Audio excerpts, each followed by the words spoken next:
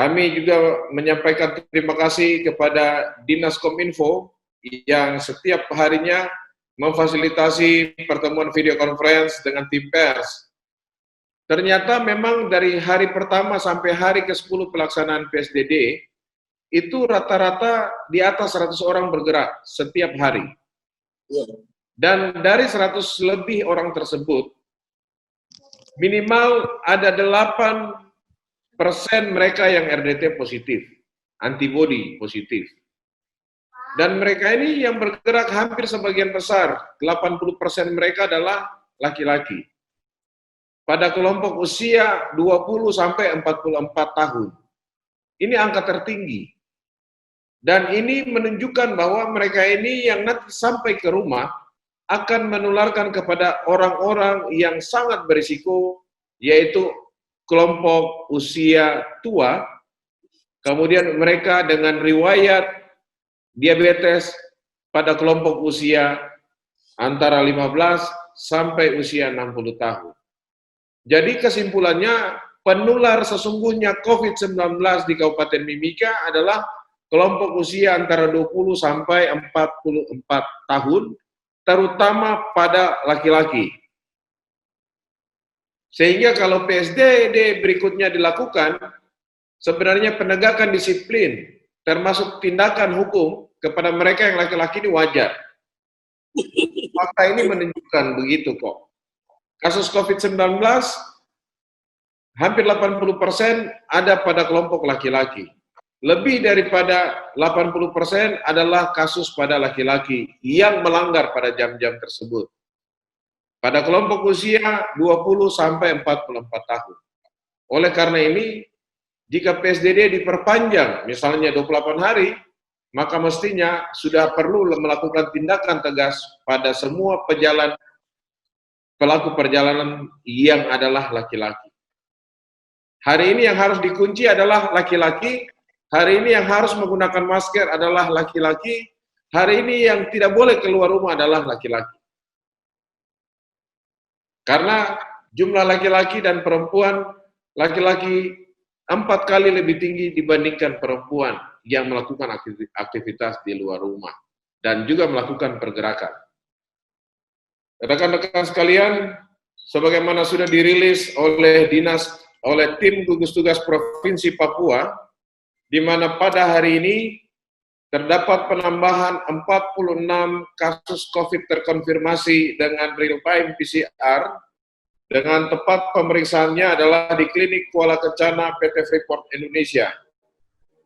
46 hasil yang telah terkonfirmasi ini merupakan hasil pemeriksaan spesimen terhadap 86 spesimen atau lebih dari separuh, yaitu 53%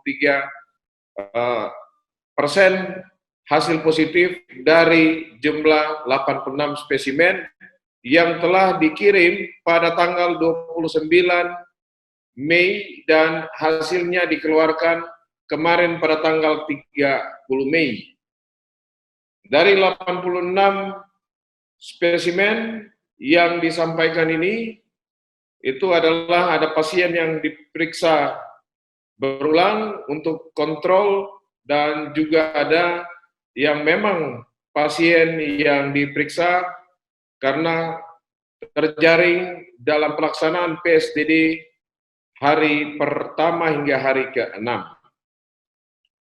Dengan bertambahnya 46 spesimen yang terkonfirmasi real-time PCR positif dalam waktu 24 jam, maka secara kumulatif jumlah kasus COVID-19 di Kabupaten Mimika yaitu sebanyak 272 kasus, di antaranya 93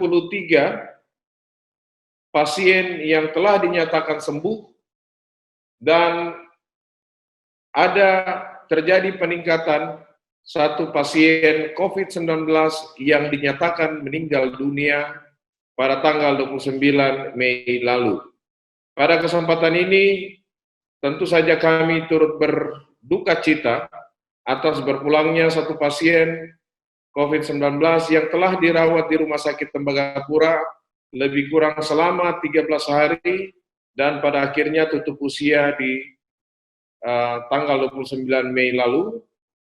Kemudian jenazah daripada almarhum yang meninggal berusia 49 tahun dengan komorbid, yaitu diabetes mellitus, telah dimakamkan kemarin pagi tanggal 30 di tempat pemakaman umum SP1 Timika. Sehingga dengan demikian sampai saat ini pasien COVID-19 yang masih dirawat berjumlah 174 orang, yaitu yang dirawat oleh tim RSUD Mimika, termasuk di shelter,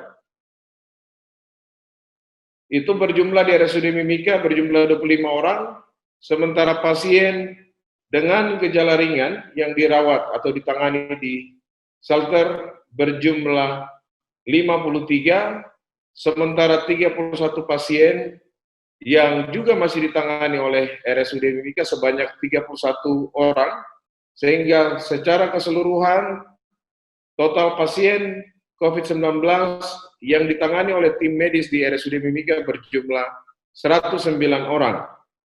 Kemudian di Rumah Sakit Mitra Masyarakat berjumlah 4 orang pasien yang masih ditangani, dan di Rumah Sakit Tembagapura berjumlah 61 orang.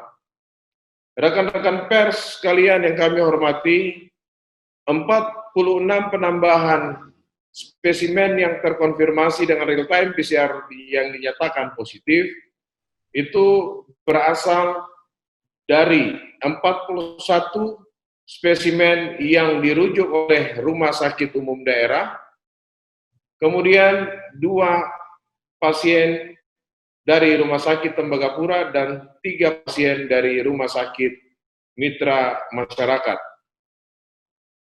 Perlu kami sampaikan juga bahwa pada hari ini tidak atau belum dilaporkan adanya penemuan terkait dengan pasien yang dinyatakan sebagai PDP, sehingga jumlah PDP kita masih sama dengan hari kemarin, yaitu berjumlah 34 orang, diantaranya 20 orang sedang menjalani perawatan di Rumah Sakit Tembagapura, ada 4 orang, dan Rumah Sakit Mitra Masyarakat berjumlah 16 orang.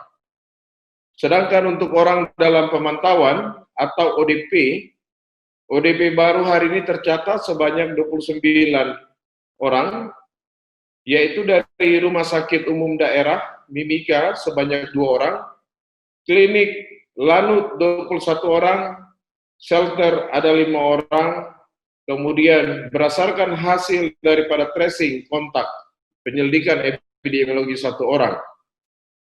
Kemudian jumlah orang yang sedang dirawat di shelter sebanyak 10 orang, di RSUD dan RSMM masing-masing berjumlah 2 orang. Sementara untuk OTG, orang tanpa gejala, jumlah OTG baru hari ini sebanyak 2 orang, yaitu dari RSUD Mimika.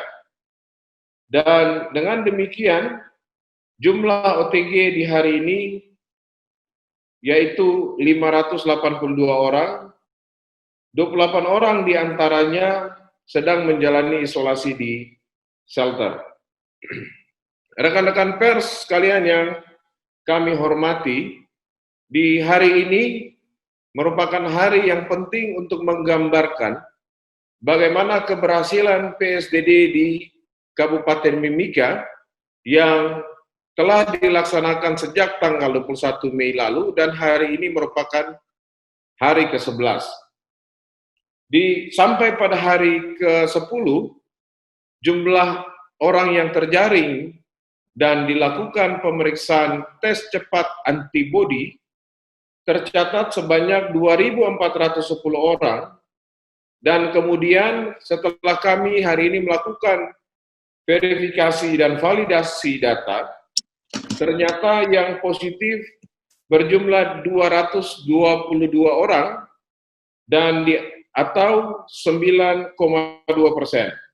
Dari 222 orang ini, ternyata tercatat 18 orang terkonfirmasi COVID-19 positif. Ini artinya bahwa penyebaran coronavirus di Kabupaten Mimika ini sudah meluas.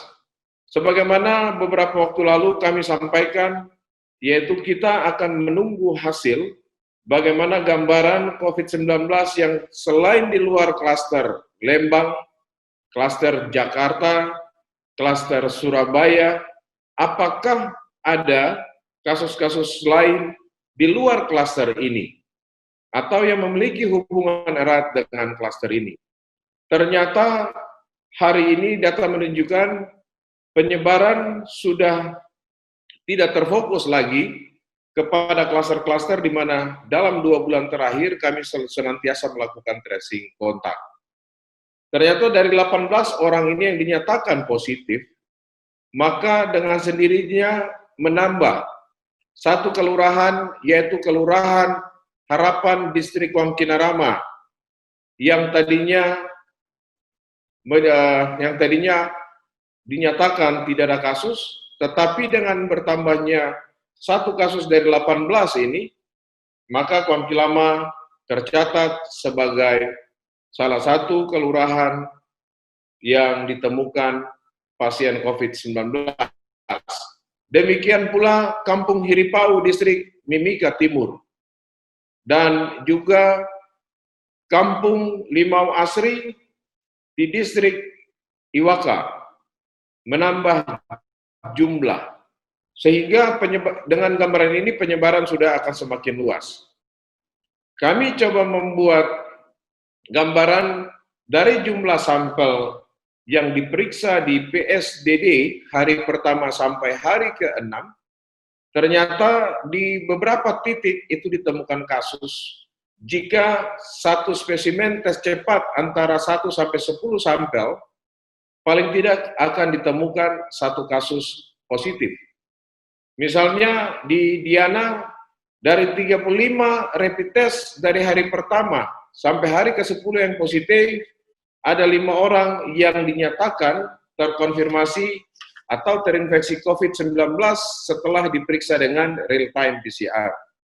Demikian pula di pos depan POM atau di Kuamki Baru. Di situ ditemukan juga ada kasus positif. Demikian pula yang ada di wilayah pos depan Timika Mall dan Puri Husada. Penyebarannya ini sudah merata, tidak hanya pada kelompok-kelompok tertentu, tetapi ini sudah menyebar dengan luas. Ini adalah gambaran PSDD, gambaran di mana ketidakpatuhan masyarakat terhadap anjuran himbauan daripada pemerintah, yang mana harus tetap tinggal di rumah, jika keluar rumah menggunakan masker, sesering mungkin melakukan cuci tangan dengan menggunakan sabun di bawah air bersih, lebih kurang 20 detik. Dan gambaran PSDD, pembatasan sosial diperketat dan diperluas, menunjukkan penyebaran ini pada masyarakat atau yang kita sebut sebagai pelaku perjalanan yang ditangkap, yang mestinya pada jam-jam yang sudah ditentukan, ini tidak boleh melakukan perjalanan, ternyata terjadi. Oleh karena itu, kami melihat dari 18 kasus COVID-19 yang terkonfirmasi dengan pemeriksaan PCR, dari jumlah 222 orang atau 8,9% ini masih akan terus meningkat. Kita akan melihat juga bagaimana hasil pemeriksaan terkonfirmasi untuk wilayah pasar. Dan saya pikir sebagaimana prediksi daripada tim gugus tugas, jika masyarakat tetap melakukan aktivitas, maka penyebaran ini akan masih tetap berlangsung. Teman-teman pers, kami pikir itu yang bisa kami sampaikan.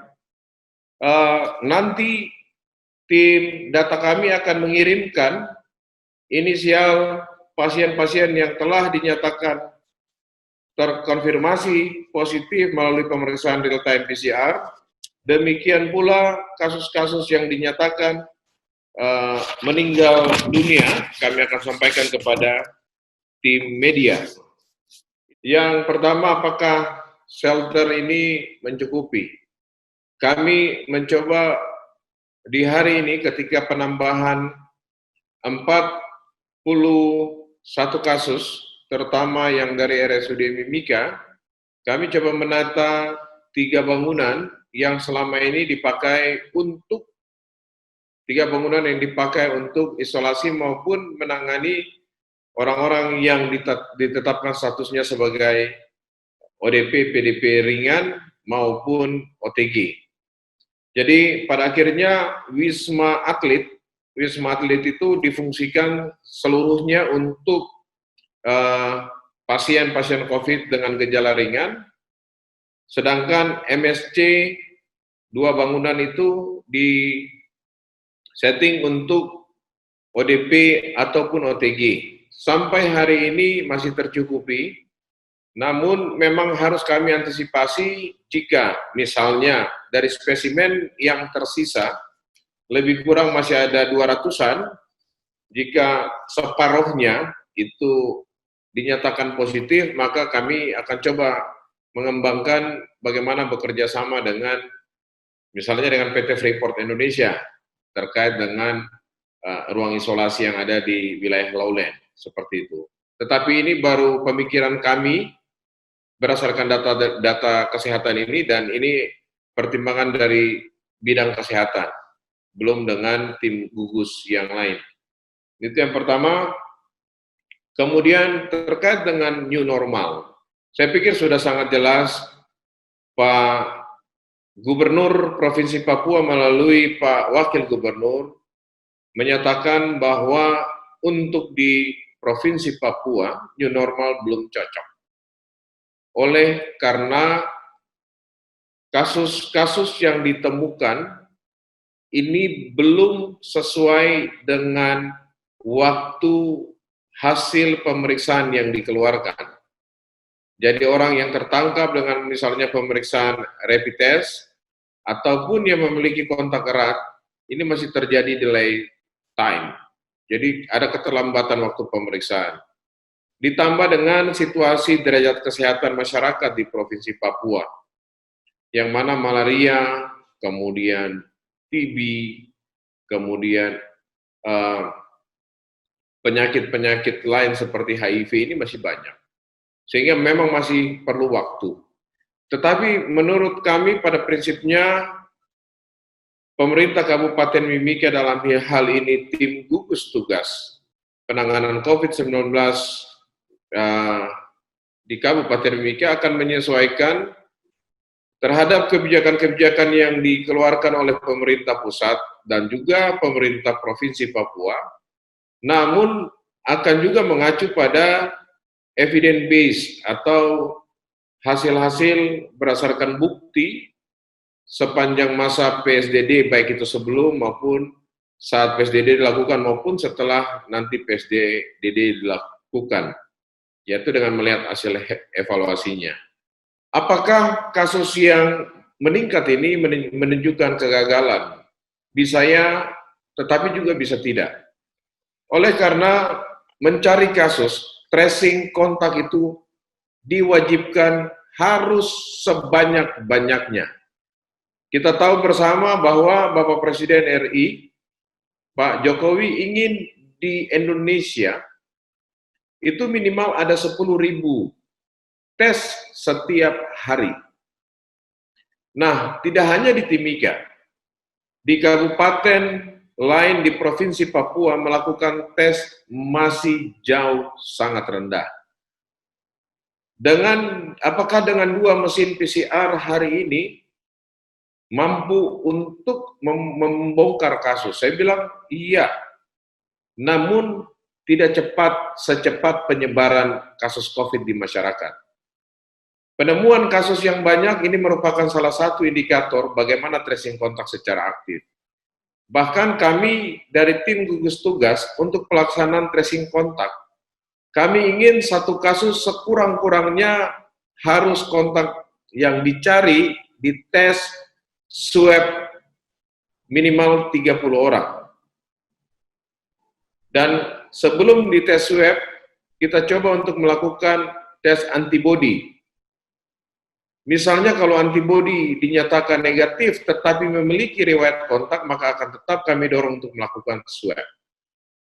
Ini salah satu kunci keberhasilan di mana tim gugus tugas COVID-19 Mimika bekerja, mencari kasus sebanyak-banyaknya, sehingga nanti kita akan melihat, misalnya hari ini dari 86 spesimen, ada 46 yang positif.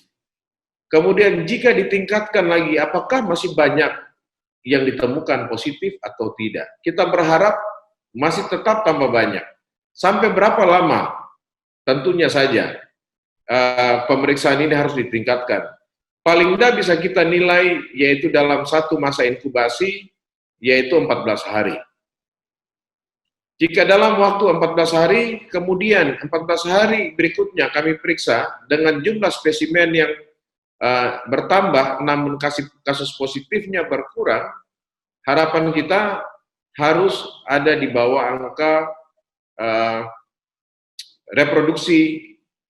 angka reproduksi efektif kurang dari angka 1. Seperti Jakarta saat ini, angka reproduksi efektif itu di bawah 1, 0,7, 0,8. Nah, itu kenapa bisa terjadi? Karena perluasan daripada rapid test dan perluasan dari pemeriksaan swab.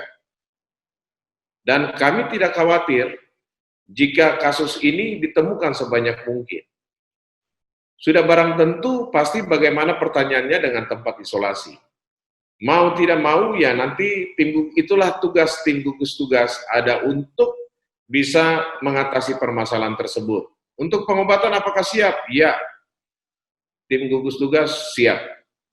Nah, kemudian kegagalannya apa? Kegagalannya, jadi teman-teman pers, gambaran hari ini atau gambaran kemarin semua orang yang positif itu merupakan potret paling tidak 28 hari lalu, masa doubling time, 2 kali masa inkubasi.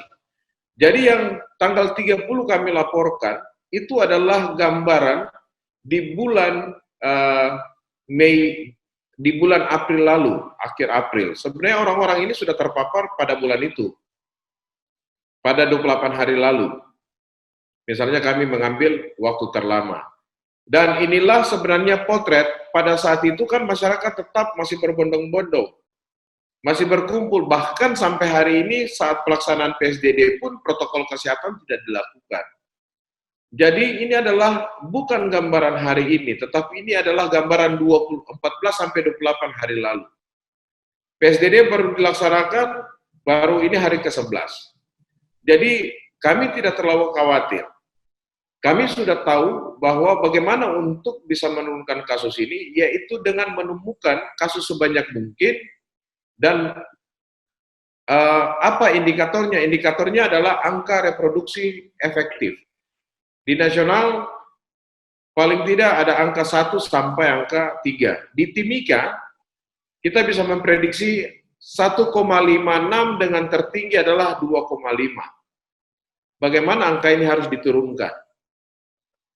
Jadi, kalau bilang apakah tim gugus tugas mampu untuk mengendalikan ini? Ya, mampu mengendalikan karena testing dilakukan sudah dekat, kemudian tracing tetap masih dilakukan, kemudian semua kontak-kontak erat, nama-namanya sudah dipegang. Jadi hasil keluar, lakukan tracing. Itu yang pertama terkait dengan masalah TB. Dari beberapa pasien memang yang memberatkan adalah dengan TB, terutama TB paru. Contohnya dari 18 kasus yang terjaring ini, 1 diantaranya adalah dengan TB. Nah, kami sebenarnya tidak terlalu mengkhawatirkan masalah TB, tidak terlalu khawatir dalam tanda kutip, apakah pasien ini sudah dalam pengobatan atau belum, pasien ini jika sudah pengobatan di follow up atau tingkat kepatuhan seperti apa. Dalam program TB maupun program HIV itu ada nomor registrasi setiap orang yang dinyatakan TB maupun setiap orang yang dinyatakan sebagai HIV itu sudah memiliki nomor registrasi nasional dan dia bergerak kemanapun, baik di antar fasilitas kesehatan atau antar daerah itu pasti akan termonitor. Nah, kita bersyukur sekali dengan sistem pelaporan TB saat ini, kami sudah mampu untuk memfollow up pasien-pasien termasuk pasien yang dinyatakan COVID-19. Memang ancamannya adalah kalau rata-rata kejadian yang kemarin kasus kematian biasanya juga dengan komorbid TB itu akan berpengaruh. Namun kondisi hari ini yang memang harus dilakukan ekstra hati-hati dan lebih mendalam pengkajiannya adalah mereka dengan TB maupun mereka dengan riwayat sakit saluran pernafasan lainnya. Oleh karena kita tahu penularan COVID-19 secara langsung adalah melalui droplet, baik itu pada wilayah mulut maupun wilayah hidung. Jadi strategi kami minggu depan ini hari Senin sampai hari Rabu mendatang, yaitu menjaring kasus, melakukan tracing kontak terhadap kasus-kasus, terutama 41 kasus yang sudah dinyatakan positif, tetapi kami juga akan melakukan tracing terhadap mereka-mereka yang melakukan isolasi mandiri pada saat pelaksanaan PSBB dilakukan. Kemudian yang ketiga adalah kami melakukan tracing kontak terhadap keluarga daripada pasien yang sudah dinyatakan positif dan masih ada tinggal di shelter. Jadi ada 3 agenda yang akan kami lakukan. Dari agenda ini tentu saja outputnya adalah bagaimana memanage semua hasil tracing kontak ini untuk bisa dilakukan swab. Termasuk orang-orang di shelter yang nanti akan melakukan swab control setelah menjalani isolasi ataupun pengobatan 14 hari.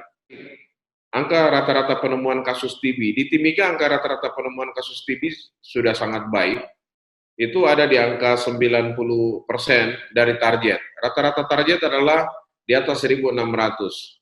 Dan di Timika sendiri sudah mendekati angka 1.600, bahkan di tahun ini sudah menyentuh angka 1.900 pasien yang harus dijaring. Dengan tingkat kesembuhan di Timika itu adalah 85%. Memang masih ada gap dari standar nasional, yaitu masih ada gap sekitar 5-10% dari target success rate atau tingkat kesembuhan TB. Jika PSBB ini tetap dilanjutkan, saya pikir pasti akan ada strategi baru. Apakah mengcombine new normal dengan PSBB, ataukah seperti apa, nanti kita akan lihat, karena harus kita melihat itu dari 3 aspek. Data-data yang kami sampaikan ini merupakan gambaran tugas daripada tim percepatan penanganan COVID-19 untuk bidang kesehatan.